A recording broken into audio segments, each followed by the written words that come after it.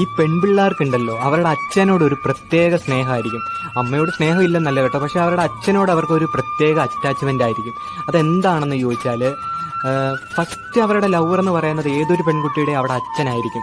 അതുകൂടാതെ അവൾ കുറച്ച് വിശ്വസിക്കാൻ പറ്റുന്നതും ലൈഫിൽ അവളുടെ ജീവിതത്തിൽ അവളെ വേദനിപ്പിക്കാൻ കൂട്ടുനിൽക്കാത്ത അല്ലെ അവളെ വേദനിപ്പിക്കാത്ത ഒരേ ഒരു പുരുഷൻ അത് ആരാണെന്ന് ചോദിച്ചാൽ അവൾ കണ്ണു അടച്ച് പറയും അതെന്റെ